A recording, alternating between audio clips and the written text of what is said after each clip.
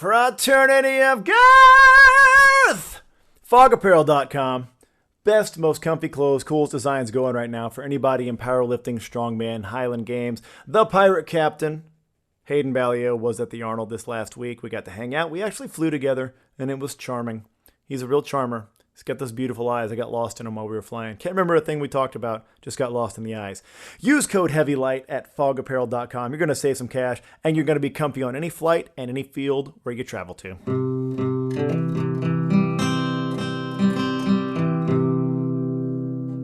HEAVYLIGHT!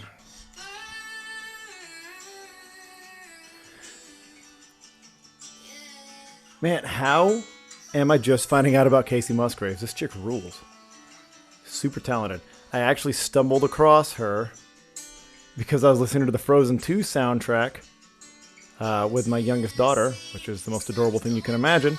And she did a version of one of the songs on there, and it was beautiful. And I loved it. So now we're sharing in this moment together. Let's vibe with it for a second, guys. This song's called Slow Burn.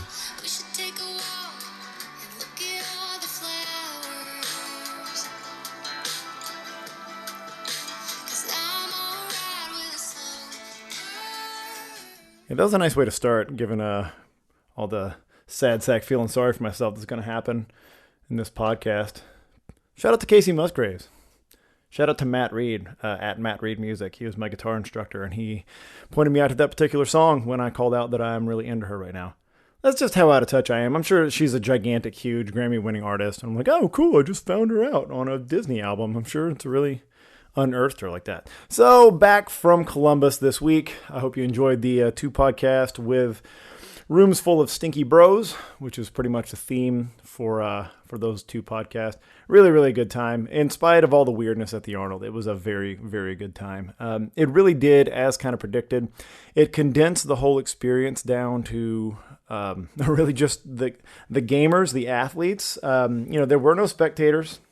It was all athletes. It was all we had a huge area, all things considered. I mean, our area rivaled the size of the strongman area, which, if you know, the Rogue Strongman show is pretty damn important.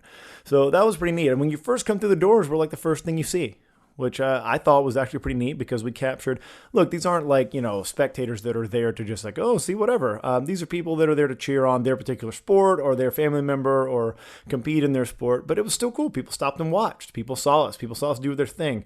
Doing our thing. And Aaron and I got a lot of great footage, especially the pro class. We were sponsors there. We got footage of all the classes the best we could. We did as many live streams as we could. Hope you guys enjoyed those. That is kind of we wanted to make the most of it, content and access wise, because we weren't able to do all the stuff we were normally able to do with the crowd. We still spend some time on the microphone. We chose not to do, it was a conscious choice not to do the microphone for the pro class, just because we felt like, we don't have spectators. So really the whole production aspect kind of goes down for what we had planned for the pros, but we can really do a lot more by getting them on video and distributing that out to the world, targeting people who are interested in that stuff and pushing that out over the next year or so. So that was kind of the plan. It worked out really, really well. I did get some reps on the microphone for the adaptive class, which is really fun. And that's a really good way to look at it because, it's fun to keep everybody that was there engaged. But, it was reps on the microphone, which is always good. I feel very comfortable there, but it's always good to get, just more practice. Try some things out. Try some experimental stuff. Do some things in Icelandic if I wanted to. I wish. Working on that. Then Aaron got some reps on the microphone for the lightweight class the next day, and he was excellent. He really blew me away. He's really good. I was on TV, by the way. I was on the local Fox affiliate at Columbus doing they had their morning show thing, and they dropped in and did like a 90-second piece with me, remote piece. I couldn't see the dude Cameron I was talking to. I could just hear his voice. And I was just staring into the microphone, doing my whole shtick, talking about the games, giving them the quickest rundown I could of what we had. We had Adrian and Spencer warming up in the background, have some of the best in the world, show them off. It was good stuff. I did talk a little bit too fast, but if you listen to this podcast, that is not going to shock you in the least. So if I get the chance next year or sometime soon, I'll make sure to slow it down. But they actually, even though I joked about it, they didn't complain about it because I think they're moving boom, boom, boom from one to the next on the segment on that show. And anything that's like a newsroom is run super tight. So I don't think they mind having a guy that talks slow instead of someone that talks fast instead of someone that talks way too slow. So I'd imagine that was right about their speed because they just want to get in and out, act like they're interested, and get it over with. It was very cool of them to do that, though. I hope we made an impression, got some people interested in it. So cool stuff. I was blown away at our little community, as usual. Everybody's weird and everybody's awesome, as usual. And we had a party out there. Like, it's people, we enjoy ourselves. Everybody did what I had been screaming about, and not because of me. I'm just saying, like, I think a lot of people felt that same vibe. It's like, hey, if we're not going to have a big crowd, we're not going to have the expo to perform for, let's get out and let's have some fun. Let's make sure that we have the most fun of anybody out there, that we party, that we're not taking ourselves seriously. We're showing what we're about. You know, take it serious when you step between the lines, but then fuck all that, mean mugging shit when you're done. Like, this, this is fun. This is a silly sport. This is a last bastion for a lot of us, for athletes or for wannabe athletes. So we definitely showed it. I'll get to my personal results and my rundown because it's my fucking podcast, so I can talk about me all I want to. But before we do that, let's look at the results. Let's kind of sum up some of the stuff, and I'll give you my take on things that happened there. I have to warn you, because I was competing, because I was doing sponsorship responsibilities, all this kind of stuff. I didn't get to see every single class all the way through, but I got a pretty good look at a lot of people. Man, there were some fucking studs. Like, everybody was a monster at this fucking thing. Like, good job on both Steve Conway and the Great Lakes Scottish Association for getting the best out there, man. Not, we want to get the best numbers wise, but just like the best show and the best competition among these people. It was fucking rad. It was really cool. Good job, everybody. Rob McKeeman, Frankie Sims, all them from Great Lakes. They waded through a bunch of shit and dealt with a bunch of politics to make this thing happen and keep it rolling. I'll never speak ill of their ability to run a games or keep things going. That was pretty professional of them, and it was great to see them and Steve come together and make things happen, because the pro and the amateur event are run separately. They run on separate money, but they kind of ended up using the same space together. So, I mean, it was just like a normal games for us. It was supposed to be two separate spots, like I've been talking about, but it ended up being the same spot. And, this is kind of what we're used to anyway, is sharing a space, and everybody made the best of it that they could. Yes, there were some delays from throwing when you wanted to, but, I mean, shit, man. You have two places to throw in all these classes. How many classes? 1, 2, 3, 4, 5, 6, 5 classes, 6. It was ridiculous. So, it's a lot of classes, decent amount of people, and we got it done, man. We put on a show all day. All right, let's just go from the top down. Should we start with the pro? Should we do that? I guess we should. Like, maybe that's what everybody's... Do they have the pro numbers up yet? Oh, they don't. Well, the pro event was a team event, I can tell you that much. There were no world records set. I know that, so at least not that news, but it was a team event, and the winning team was Spencer and Adrian. Spencer Tyler, Adrian Wilson. Like, you don't know who Spencer Tyler is at this point, and you don't know who Adrian Wilson at this point. I'll say their last name so you don't. I'll make sure to spell them in the show notes. No, you know who they are, and they won. They won pretty handily. Spencer, I guess if you're looking at an overall single athlete, Spencer took the win there. Spencer's back to the full spin on stone, by the way, and that's fucking scary because he looks good. I mean, he's already plenty athletic, but he looks really good. I know he's been trying to figure that out, and I think he did. Like, just a few days before he really started finding the feel. So he's looking swift. He's also looking lean and mean. He's lost a good bit of weight, and he can move, man. Like, that guy can move. That's a big boy that can move and is super explosive. It's scary. Everybody looked good. Adrian looked really good. Adrian looked strong. Adrian looked snappy. They were hard to beat. They were really, really hard to beat. I was impressed with Dan. I was impressed with Chuck, as always. I was impressed with Alyssa Hapner. Nikita is so fucking strong. She's so fucking strong. She was competing, I believe, in Highland Games, Strongman, and Moss Wrestling while she was there, and she didn't look tired for a second. She's so fucking strong. It's amazing. Like, it's just such a great variety of throwers in that pro class. So that was really fun to watch. There's lots of live streams of it. We'll get lots of videos out. We got lots of high-quality video. You will see it. Let's go into the amateur classes. Amateur A. Okay, I watched most of this one, the amateurs. Holy fuck, the future of this sport. Oh, my God. Like, everybody in the class, not everybody, but there were like 5 guys that were like 6'5" to 6'8", just fucking monsters. Van Buren, Spence, Sean Burns, all these just fucking monsters, man. Like, they're just huge human beings, and they're strong, and they have these amazing levers, and it's ridiculous to look at, man. But out of all that, Hayden Ballio gets the win. My boy, the pirate captain, Fog Apparel head honcho, like, he gets the win, and handily, by the way. So I talk a lot about that field of fucking monsters, but he worked them. Like, he had 9 points, second place. John Van Buren had 22.5. That's the difference. So Van Buren won Braemar Stone, oddly enough. He was a 48-footer, 48 3.5. And then, not the Braemar Stone, sorry, the Open Stone. Everybody picks Hayden to win the Open Stone, right? But Hayden couldn't get it tucked. He couldn't get that big stone tucked. And he's a very explosive, very fast athlete. And he just had to take a front. He had to take a standing throw to get a 47, 11.5. So pretty tightly contested there.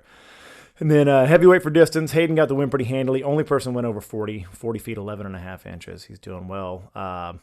Spence right behind him with 39.9. That's a big throw, man. Van Buren 35.7.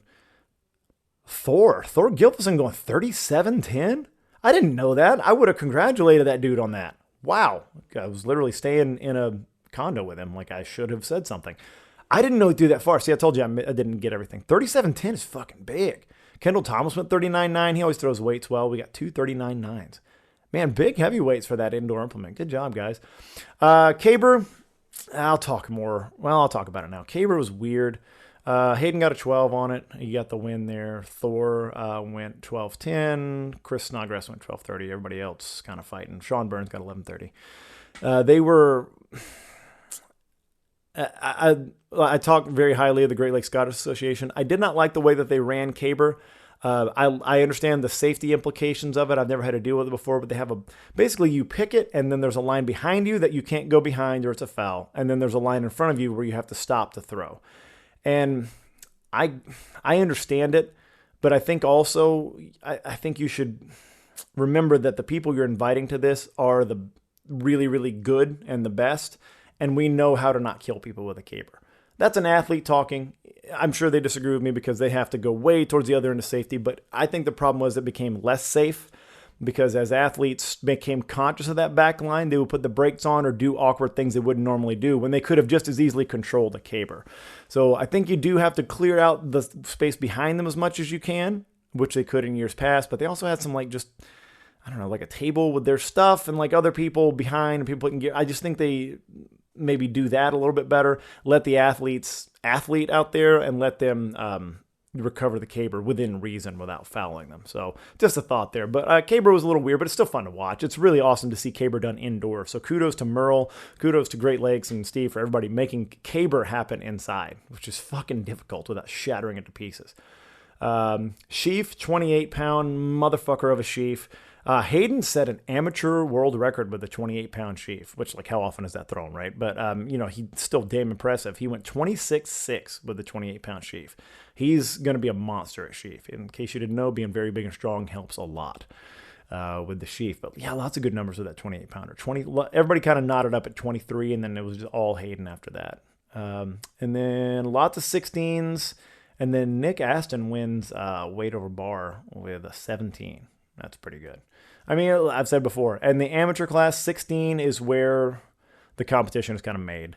If you can throw 16, you'll hang with the top amateurs, but above that, start to be pro territory. So good job on Nick. So Hayden with an easy win there and a world record. Sweet. So we'll go, I'm just going down the list here. Lightweight class. Mark Wechter won pretty handily, followed by Stefan Dimitrica. He had 9 points. Stefan had 14. Stefan is the guy that I lost to in Worlds in 2016. He's a good fucking thrower and also just a really, really cool dude. I love that guy. Aaron kind of fell in love with him a little bit. I don't blame him. Stefan's just like he's the right kind of asshole. He's the fun kind of asshole. He's unapologetically competitive. But he's got like a really nice dry wit, and like you can tell it's just a wit that's like sharpened by being like, a polyglot, like speaking lots of languages and being well traveled and dealing with a lot of athletes and people. Like he's a sharp dude, and he's a really good thrower. He won the open stone with 46.275, which is just it does a really good throw. Really, really good. I don't know what the stone weight was. It was somewhere between 16 and 17. It kept getting changed and tape put all over it, so we don't know what the weight was. And then Wechter won the weight for distance with a 44.3.5. Nobody really dropped a real bomb on the weight for distance. I think people couldn't get used to that implement in 3 throws. And then Caber, 12.05 was the winning score, tied between me and Wechter. He beat me on turns though. And then the sheaf, Wechter won with a 19. As predicted, that was not a very fucking cool show, watching the lightweights throw a 28-pound sheaf. Let's see. Almost everybody, a few people dropped out at 15, a couple, and then everybody else just knotted up at 17. Like, we all cleared 17 barely, and then couldn't get over 19 except for Mark. That was it. And then, like, they had to clear out, like, a tiebreaker, and, like, it was like, well, we can't go any higher, so just everybody throw it 19 again. It was fucking, it's not a good show. Rob knows it after he saw it. I think he just had too many balls in the air to juggle to deal with that. But let's go with a 20-pound sheaf next time, guys. Lightweights need to throw a 20 or a 22, just for safety. For safety, yeah, but you need to have a show. You need to get people over 20.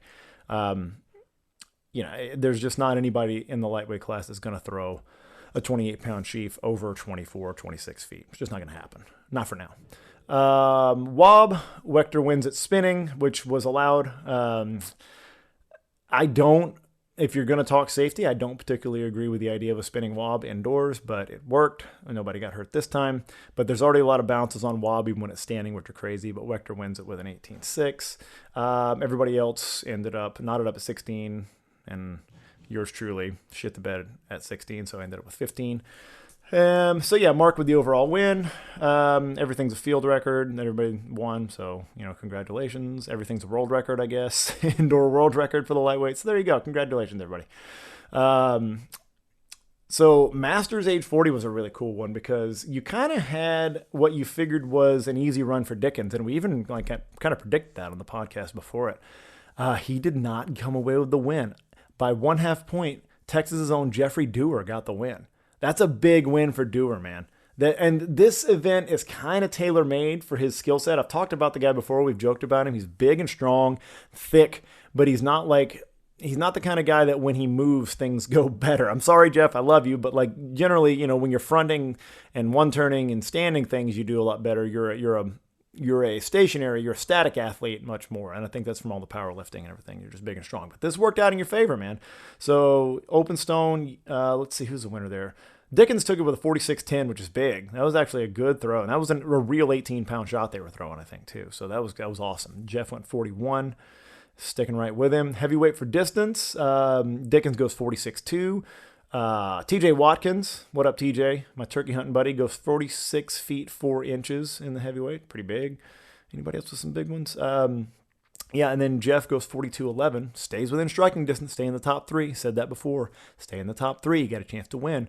The Masters caber, hey, way too easy, by the way. The worst score, besides a non-turn by Kevin Truesdale. Sorry, buddy. Sorry to call you out there. But the worst score was at 11:55, 12:05. That was it. Everybody did 12:05s. Everybody. No, sorry, 12:30. There was a 12:30 in there. That's the worst score. Hey, caber's too easy. But fine. You know what? I'm a fan of shootouts. I like more turns. Plus, I'm fucking terrible at caber. So I like shootout cabers so I can actually get a turn and have a chance. With the 28-pound sheaf, Jeffrey Dewar with the win at 25 feet, and that was pretty big.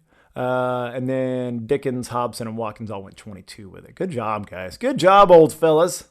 Going with that 28-pound sheaf. And then Wob 19-20 with Hobson won it with 20, and that's what I think shook things up. There had to be some countbacks and stuff too. But then both Dewar and Dickens went 19. So Jeffrey Dewar's with the win. So that's pretty damn awesome right there. So you got in the amateur A, you got a Texas boy winning, Hayden Ballio. In the Masters, you got a Texas boy winning and taking second place. Sorry, in the lightweights, you do not have a Texas boy winning. Sorry, I blew it, guys. I blew it big time. Trust me, we'll get into that. Like I said, it's my fucking podcast. I'm going to sulk on it all I want to. Let's see here. And the women. So Emily Adams with a big win. Kind of an unexpected win. Not unexpected like she is incapable of, but Alyssa Hapner was clearly like the favorite going in. Alyssa Hapner threw in the women's pro class the day before. And before we get into all that bullshit, well, she's pro. She should be throwing amateur. Look, if you're a woman or a lightweight or one of these other developing classes that has an audience in certain places, you're going to have a mix of pro and elite and amateur games. And we need to get over this idea of well, you're disqualified from throwing amateur for 2 years. Shut the fuck up. People are just using that to disqualify people they don't like. How you like that? That's what they're doing. They're using it to disqualify people they don't like or they think they're too good.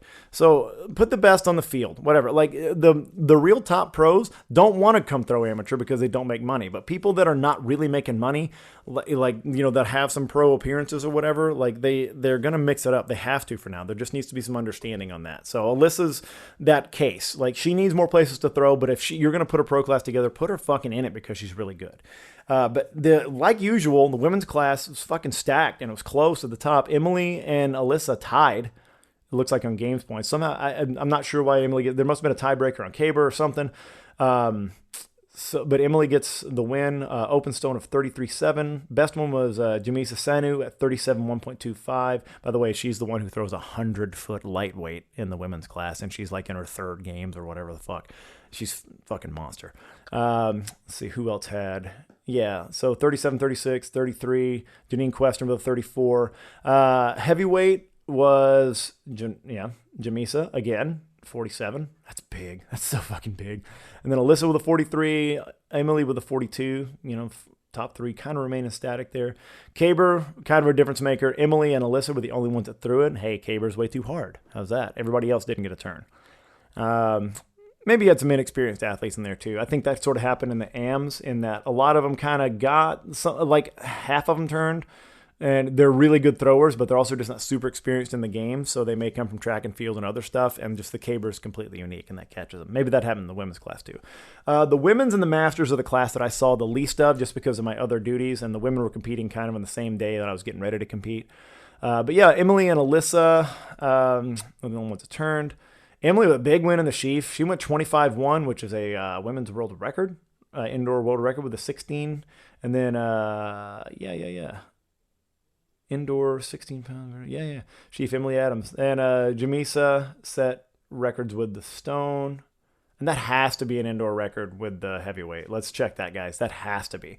And by the way, all the records in sheaf, all the sheaves were Throwbros sheaves, throwbros.com.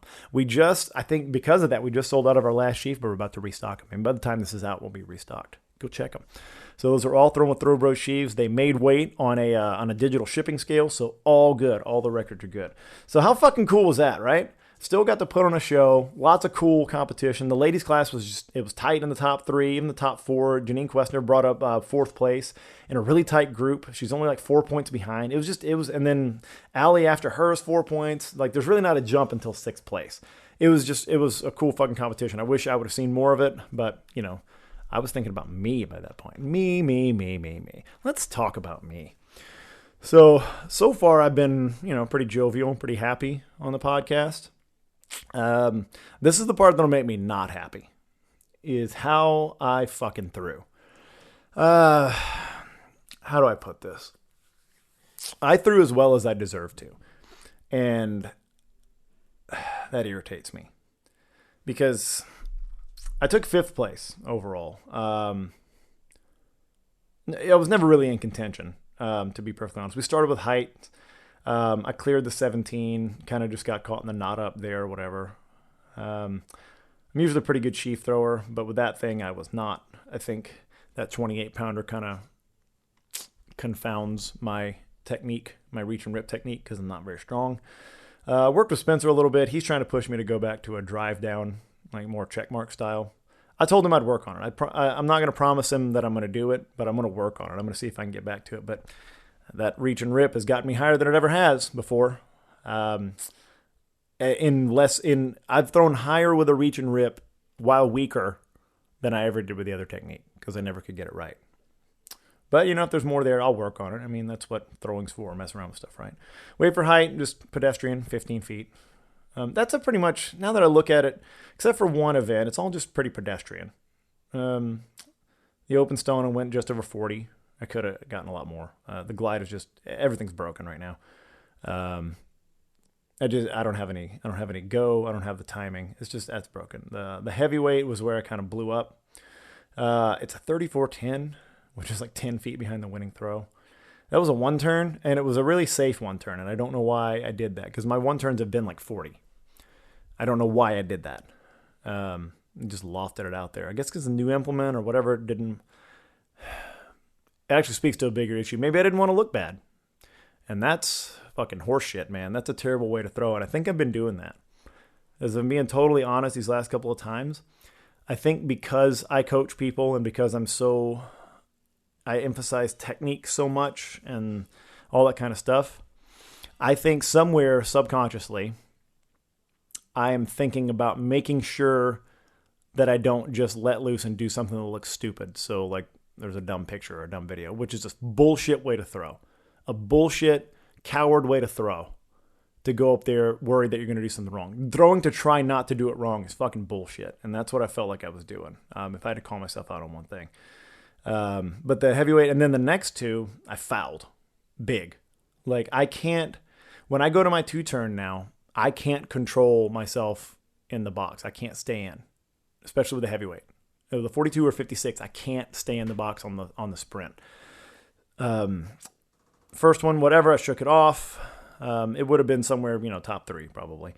And then the last one, I really just went all out for it and blew way out of the side. Tape got pulled. I believe it would have been the winning throw. But I mean, it wasn't going to be because I fouled so fucking huge. Like it was just a running out of the side. And I threw a tantrum. I did. I haven't thrown a tantrum in fucking years. I haven't like yelled out curse words and clenched my fist. I didn't do it like super loud, but I did it loud enough to where the people at like the scorer's table and stuff were like, whoa. Yeah, they thought it was funny or whatever, but can't do that shit. And like, what if there's a crowd? What if there's kids? I don't think I would have done it if there's a crowd and kids. I'd like to think. But yeah, I was like, motherfucking shit, goddamn fuck. Like one of those real quick. And then I just smiled and took a walk. It's fine. Yeah, I've mastered the walk around the field till you cool off thing. But why did I have that tantrum? Why did I do that? It used to be. Like I've documented here plenty of times that I nearly stepped completely away from the sport, and my focus on it has diminished over the 2 years previous to like last year when I kind of decided to retire and then undecided. And that cost me. That cost me distance, that cost me technique, that cost me strength, that cost me explosiveness. Hey, all the things you need to fucking be competitive or to be a champion. And I don't have those anymore, and they've gone away from me. And I don't deserve to have them back yet. It used to be that I could have like a long stretch where I didn't really focus, or I just kind of, was doing the bare minimum. But I would like spend a month or two and like really, really like dial in and train a lot and throw a lot. And it would kind of come back to where it was. And that shit just ain't happening now. Since January, I've decided like, okay, I'm in. I'm doing this. I had a terrible first games at the high hill country games.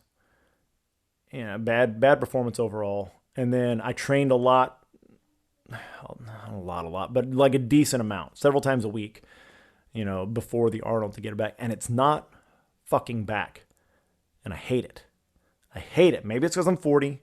Maybe it's because it's just, I'm underestimating the amount of time that I, that I de-emphasized training and everything involved in it, and like, followed all my other hobbies, passions, my do-whatevers, and maybe I've just underestimated it. But it's gonna take fucking patience to get back to who I was. I'm only 40 years old in this sport. I'm not done. I mean, look at the guys in the masters class, the way they're throwing. Look at Mark Wechter, who won our class, 48 fucking years old, stomping us. I'm not fucking done. Fucking hate losing, though. I fucking hate losing. I fucking hate losing when it's because I'm not who I'm supposed to be. How's that? I don't mind losing if I fucking go out and it's me and I'm expressing myself physically and the shit's flying the best I can, or like I'm hitting struggles here and there and I lose a good battle. I don't mind losing like that. I still fucking hate that, but I really fucking hate losing when it's just a dog shit, not myself. I don't like it. Right now, I hate losing more than I love winning. I fucking hate it. And I think in the past, I would have found a way to, what's the word here? to defray or deflect some of this and find other things to focus on and other hobbies and deep dive into hunting or like coaching, baseball coaching, Highland Games coaching, woodwork, all the other shit that I'm into. I would have just found a way of okay, just, circle back around. And when you feel like it, you'll train hard again. But I can't afford to fucking do that anymore because I trained for a month and a half, 2 months like I used to, and it ain't shit. It got me 5th place in a group that, no offense to the guys that are there because they're all fucking studs and that class is getting better, but I should have been on the podium in that class. The me that I know that I can be should be on the podium in that class. And that's another thing worth mentioning is that this lightweight class, holy fucking shit, man. Just like that amateur class at the Arnold, it's becoming the real deal. This class is growing up around me. Those numbers that I've thrown the past 2 weeks, like back in 2016 when I was pushing for a championship, those would have probably gotten me on the podium or won at most big games still. And now that ain't shit. These guys are coming up. Everybody's on the come up. Stefan hasn't slouched since I last saw him. He's only gotten better. Matt Adams is a fucking monster. And that 4th place finish, he's way better than that, by the way, from the Arnold. You better fucking watch out. Matt Adams is a fucking monster. Willis Graves, he's like 12, and apparently he's second time he's been mentioned and how young he is, but he's a really fucking cool dude. He's really intense and determined when he throws and really nice when he's not, and that is a perfect combination. He's super talented, man. His hammers are huge. If we'd had hammers in this games, that top 3 would look a little bit different, I think. The class is growing, and I have not. That's worth a repeat, right? The class is growing, and I have not. I have not developed along with it. But I'm not going to find comfort in all my other hobbies. I'm not going to duck away and hide away in my other responsibilities, the other things that I like to do. Because when I said I'm back, I'm fucking back. I intend to get better. I intend to work as hard as I did when I first came into the sport. I'm as hungry now as I was then. And if you're in the top 5 of the lightweight class, you better fucking watch out. How you like that? You better fucking watch out. Because I'm not too old. I'm not done. I'm healthy. I can train. I can work my ass off. And I know how to do the sport. So I'm not telling you, I'm going to beat you all outright. But give me some time. Give me a few minutes. Give the old man a few minutes. I'm going to get my rhythm. And y'all better watch out. Sport kilt. Do you know how many sport kilts I saw on the field at the Arnold? Field, floor, whatever you want to call it. Like 1 million. It's just the gold standard, guys. I say this so many times. I saw so many sport kilt socks, so many sport kilt shirts, hats, and kilts, obviously.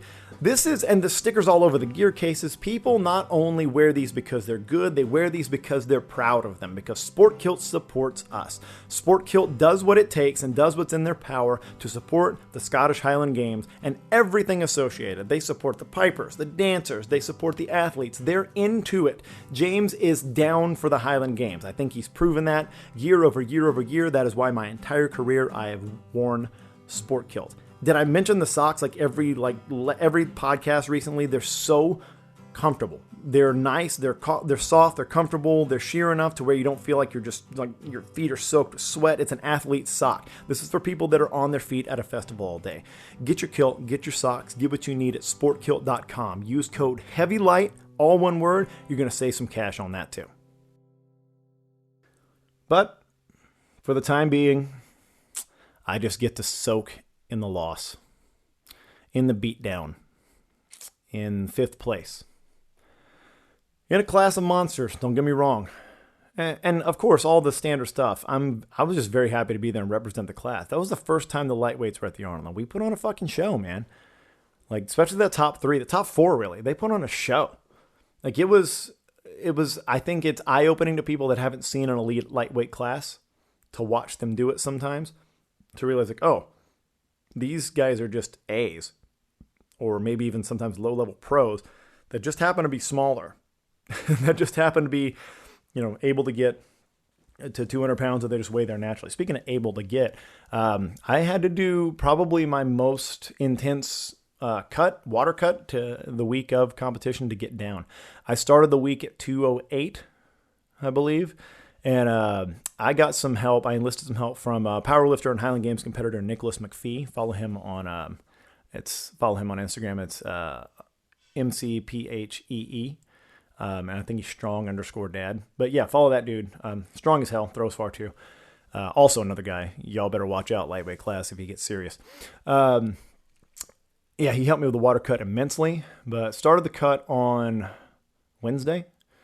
And it was just manipulating water and sodium. And it took a little bit of doing because it's impossible to break a sweat in Columbus, basically. I didn't have access to a sauna or anything. So I was like, on the last night I was doing hot baths. And then to get the last sweat, to get the last little bit out when I went to bed, I turned the heater on in the house and I threw all my clothes and my blanket in the dryer and then put them on real quick when they were hot and bundled up under the sheets and then sweat while I went to sleep. I woke up in a pool of sweat. I put down a towel and everything. It was fine. But yeah, that was the most difficult water cut. Despite what it may seem like, I believe it did not affect my performance. I really don't. Because I think these are the numbers I would have thrown if I were just, hadn't cut any weight at all. I think they were all technical. They were all, me not being in the groove yet. I will not blame the water cut. I would gladly be realistic about it. I just felt 100% me. I felt fine. The rehydration was good. I didn't feel like I was hungry and I was thirsty, but I didn't have like headaches. I wasn't weak. I didn't have any of the stuff that go. It was only 8 pounds. I mean, like I watch a lot of fighting and like 8 pounds ain't shit to cut. Like if I'd had a sauna, it would have been even faster. But yeah, big ups to, Nick McPhee for helping me through that. It was good. One funny moment, it ended up with a scale on the floor at one point when we were competing, and it was like early on in the competition. Like we weighed in like 8 to 9 or somewhere in there, and then we started competing closer to 132. I think it was 130 or 2. It was supposed to be noon, and they put the scale. I was like, oh, let's see what we weigh now, guys. And guys were like, oh, 201, 202. Some guys are just smaller. They're like 198, 199 already. I strolled onto it. I was 209. It was like a whoa. Like, yeah. I think also with the advent of just training age and actual age and my height and everything, I think I am naturally a little bigger than a lot of the current lightweights coming, which is even more of a testament to the fact of how well those guys throw, of how good they are at it. So I need to get my diet a little under control. I need to walk at like 205, probably instead of like 210, 215. I think I'm normally about 210, but I need to, sit around 205 walking, just so I can make an easier drop of it. Just manipulate diet and intake a little bit instead of having to do real water cut. Would be nice. But I can't use the cut as an excuse. I can use my lack of commitment as an excuse. That's my excuse or reason. I don't want to like turn everything upside down in my training. That's the temptation, right? A lot of times is you get something that humiliates you and you get really motivated and you just like, I'm going to turn everything upside down. I'm going to really look at everything through a new lens and try to fix it all. Look, what I'm doing in the weight room and what I'm doing in the throwing field they work and they're proven to work. Not just with me, with lots of other people. Shout out to my heavy light athletes. It works. It's not rocket science. It's the basics of throwing. It's the practice code, like I always talk about. It's breaking things apart, putting them back together. It's doing variations. It's being in a PR mindset. It's periodizing things properly. Like it's not anything crazy. Like I didn't invent all these concepts. I just put them on top of throwing for the Highland Games in particular, and they tend to work. So I don't need to shake that up. I don't get very long throwing practices myself, so I do have to abbreviate mine and kind of make them into short, variegated practices, micro practices, as Aaron called them the other day when we were talking. And that's good. Sometimes I have 40 minutes or less to throw, so you gotta hammer on the basics. But I can kind of cut the wheat from the chaff pretty quickly now and figure out what I need to work on. And then the weight room maybe that's the one place where I can make some small changes. But I mean, look, I'm making progress. I'm squatting, I'm pressing, I'm cleaning, I'm snatching, I'm jumping, I'm throwing, and I'm doing those things progressively more and more and better and heavier. So that's not the issue. How did I describe this? I've lost the ability to, when it's competition time, to step into the box and go like a moron. And any athlete out there that's practiced something a long time, I think you'll understand what I mean. You need to keep in touch with that idiot inside you. The one that doesn't have the best technique, that doesn't have the best game plan, but gets in there and fucking goes for it. Just throws hard and goes for it and gets into it and does what they know they can do. Before I have right now on a lot of my events, I have better technique than I've probably ever had in my life. But that doesn't mean shit if you're not adding intensity to it at competition time. And my intensity is gone. And when I tried to add it at the Arnold, it failed me. It misfired. I couldn't add it in the right places. I tried to just shut my brain down and go. That used to be something I could really do well. And I coached a lot of people on. Aaron and I have a great memory together where he threw a big PR in the high 70s at Loch Norman Highland Games. And he was really working on a lot of technical stuff. This is like his fourth year maybe, and he was a top am at the time. And I saw everything looked right, and I just said, like, hey man, clear it out and throw. And he did, and it was fucking bomb. And I've always I've held that in my mind as a coaching cue and something for myself, and I don't have it. I can't clear it out and go. I can't add the intensity right now because I don't have the repetitions under the technique that I have to feel comfortable enough that it won't fall apart. I am subconsciously, unconsciously holding myself back from throwing how I need to throw in competition. I'm still somehow, I don't feel like I am. That's the thing. You can have all these problems, but be convinced that you're in the right mindset at the time. But I can watch the video and I can look back on it and I can see that I am holding back, that I am guarding myself from blowing up my technique. I am guarding myself from doing something wrong, which is chicken shit. I watch older videos where I threw much bigger numbers, and sometimes it looked like shit.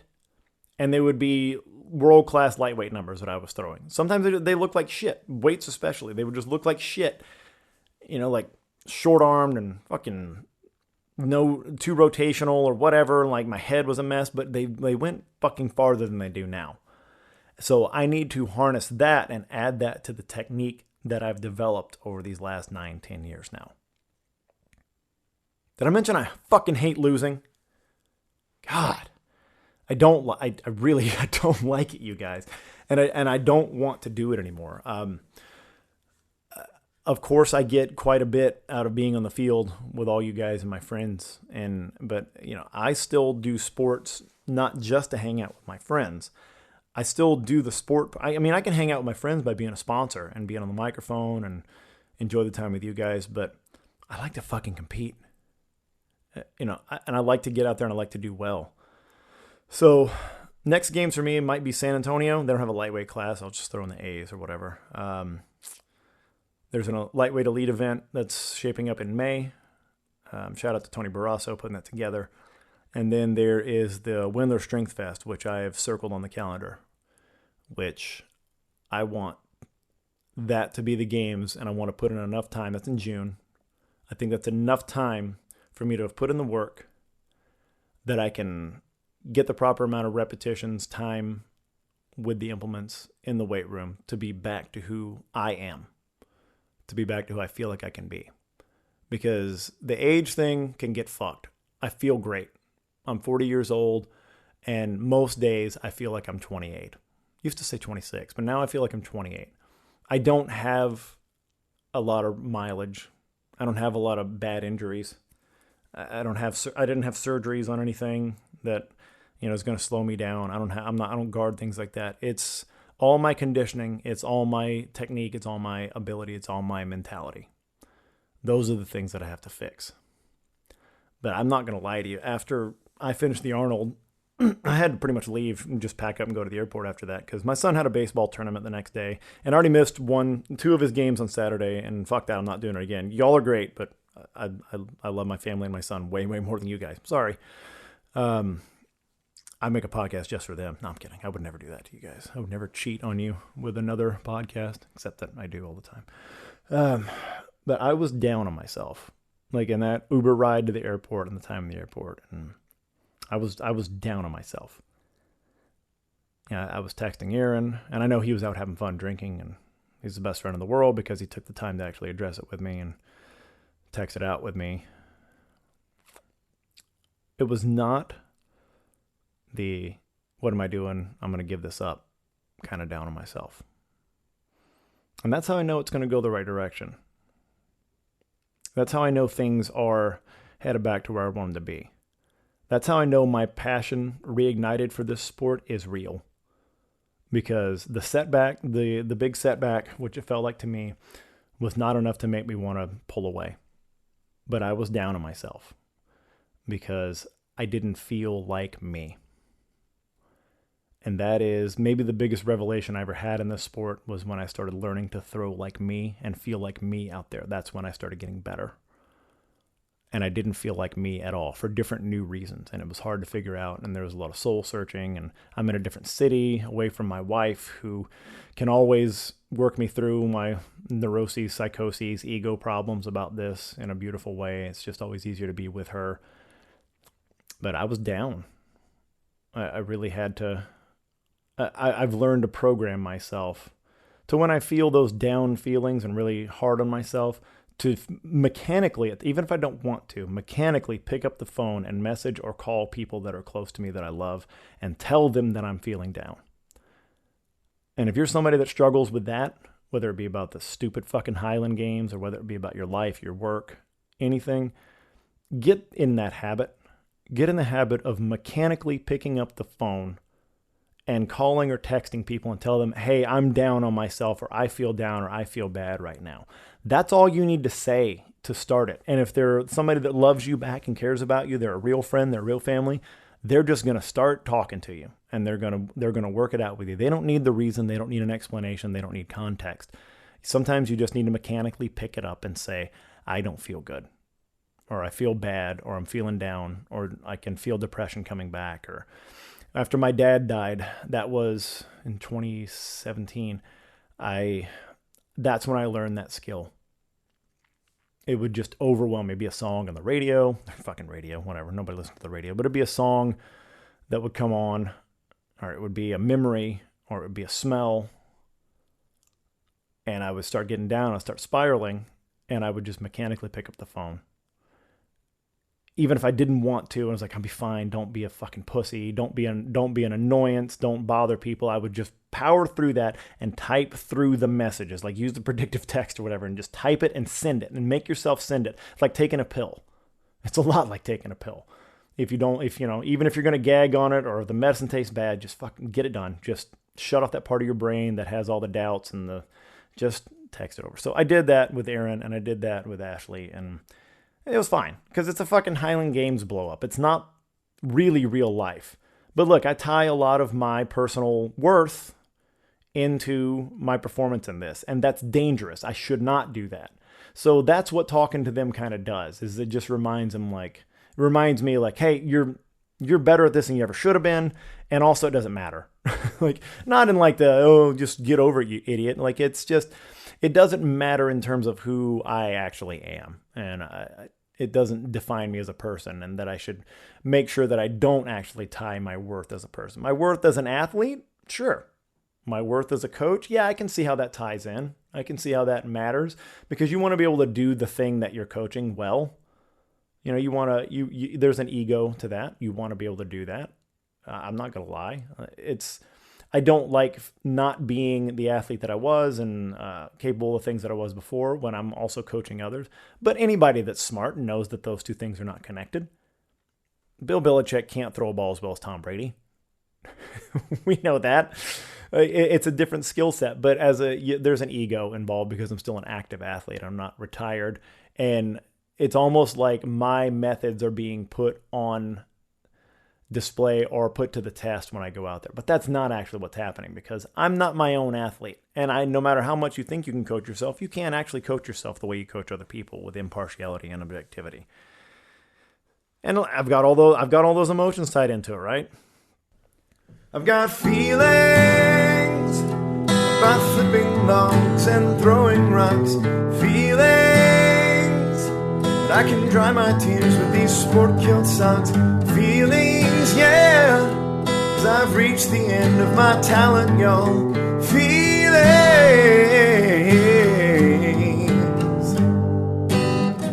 Why, oh, why do I feel like my world is ending when I throw like dog shit?